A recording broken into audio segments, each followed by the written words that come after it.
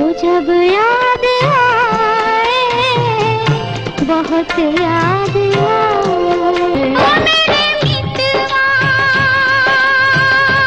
मेरे मित्र। स्वर कोकिला लता मंगेशकर ने सभी प्रमुख गायकों के साथ एक से बढ़कर एक गीत गाए हैं। चल दोगे फिर दिन के ढलते ढलते, हो आज कहो भुला न पाओगे। लता मंगेशकर ने मोहम्मद रफ़ी, मुकेश और किशोर कुमार से लेकर उदित नारायण, कुमार शानू और शब्बीर कुमार जैसे आज के दौर के गायकों के साथ भी गाने गाए हैं। ओ चली आना,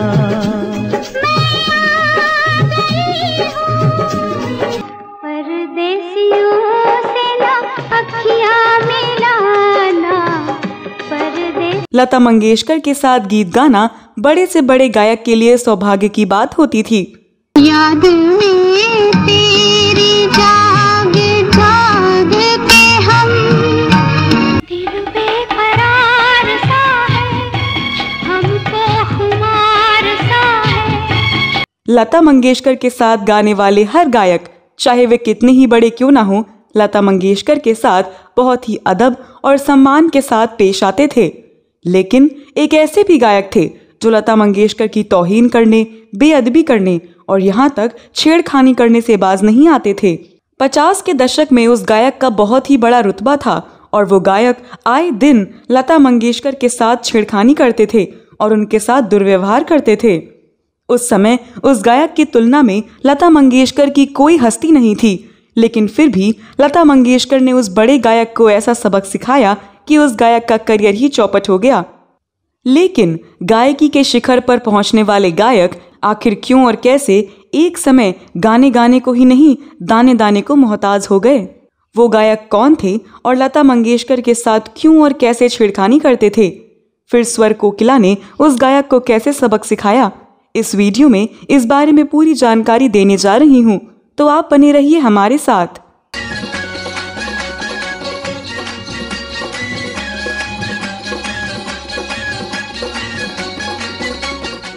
दोस्तों, जिस गायक के बारे में बात करने जा रही हूँ उनको दुनिया GM दुर्रानी के नाम से जानती है।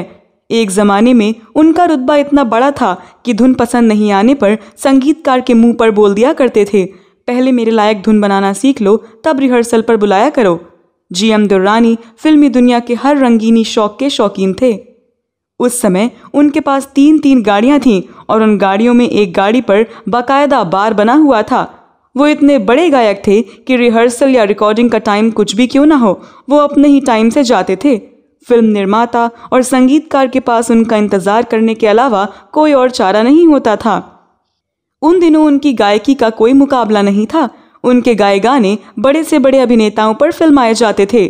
दो बिछड़े हुए दिल आपस में गए मिल, अरमानों की नगरी में हुआ एक याद किसी की याद रहे। फिल्म दीदार में नरगिस और अशोक कुमार पर फिल्माया गया खूबसूरत डुएट नजर फेरो ना हमसे, हम हैं तुम पर मरने वालों में, इस गीत में शमशाद बेगम के साथ जो मुलायम सी पुरुष आवाज सुनाई पड़ती है वो GM दुर्रानी साहब की आवाज है। नजर फेरो न हमसे, हम हैं तुम पर मरने वालों में। मोहम्मद रफ़ी ने आरंभिक दौर में GM दुर्रानी के साथ गाने गाए थे।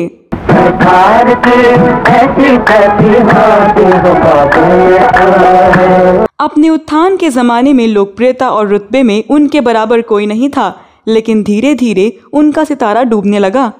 फिल्मी गायकी में उनके उतार की एक अलग ही दास्तान है। अलग अलग लोग इसके कारण अपने अपने हिसाब से खोजते हैं। कुछ लोगों का विचार है कि एक गीत की रिकॉर्डिंग के अवसर पर उस समय की उभरती गायिका लता मंगेशकर के साथ कहासुनी हो गई। लता मंगेशकर ने उस घटना का जिक्र अपनी पुस्तक में भी किया है।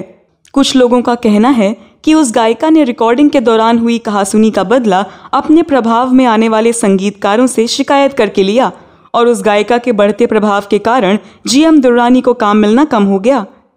बताया जाता है कि एक बार नौशाद साहब एक गाने की रिकॉर्डिंग कर रहे थे। उस गाने को गा रहे थे GM दुर्रानी और साथ में गा रही थी एक नई गायिका लता मंगेशकर। फिल्म थी चांदनी रात और गाना था हाय छोरे की जात बड़ी बेवफा। गाना रोमांटिक था, ऊपर से दुर्रानी साहब रंगीन तबीयत के थे। वो गाना गाते समय रोमांटिक होने लगे। हाय छोरे की जात बड़ी बेवफा, बेवफा से कोई। नौशाद साहब के बाद के दिनों में एक इंटरव्यू में बताया गया कि उस समय रिकॉर्डिंग के लिए 2 माइक का इस्तेमाल होता था, एक गायकों के लिए और दूसरा रिकॉर्डिंग रूम के बाहर सारे साजिंदों के लिए। गायक गायिका एक ही माइक पर खड़े होकर गा रहे थे। अपने हिस्से का गाना खत्म होने के बाद दुर्रानी साहब हंसी मजाक पर उतर आते थे। नौशाद साहब ने जाकर दुर्रानी साहब को समझाया, भाई अपना हिस्सा खत्म होने के बाद नजरें झुकाकर चुपचाप खड़े रहिए, लड़की नई है, वो आपके मजाक से नर्वस हो रही है। लेकिन दुर्रानी साहब के व्यवहार में कोई सुधार नहीं आया। रंगीन तबीयत वाले दुर्रानी साहब एक दिन हद से आगे बढ़ गए। जब लता मंगेशकर उनके साथ एक गाने की रिकॉर्डिंग के लिए आई, तब उन्होंने लता मंगेशकर से अपने लखनवी अंदाज में कहा, लता ये क्या तुम रोज सफ़ेद धोतियां लपेट कर चली आती हो, रिकॉर्डिंग में ज़रा शोक लिबास में आया करो। आपको बता दें कि लता मंगेशकर आरंभ से ही सफ़ेद साड़ी पहनती थीं। लता मंगेशकर को इस बात पर बहुत गुस्सा आया कि इस गायक को मेरे गाने से मतलब है या मेरी पोशाक से। इस गाने के संगीतकार भी नौशाद साहब थे। लता जी ने सीधे जाकर नौशाद साहब से कह दिया, मैं इस आदमी के साथ गाने नहीं गाऊंगी। नौशाद साहब ने लता मंगेशकर को समझाया, बेटी अभी तुम नई हो, इन बातों को इग्नोर करो। तुम्हारी आवाज़ इतनी अच्छी है कि तुम्हें आगे बढ़ने से कोई नहीं रोक सकता। जब स्थापित हो जाओ तब अपने मन की करना। लेकिन लता मंगेशकर अपने साथ हुए अपमान को बर्दाश्त नहीं कर पा रही थीं। उन्होंने नौशाद साहब से पूछा, ये गाना नहीं गाने पर आप मुझे माफ़ तो कर देंगे ना? तब नौशाद साहब ने कहा, हाँ बेटी तुम अपनी जगह सही हो। इसके बाद नौशाद साहब ने रिकॉर्डिंग कैंसिल कर दी।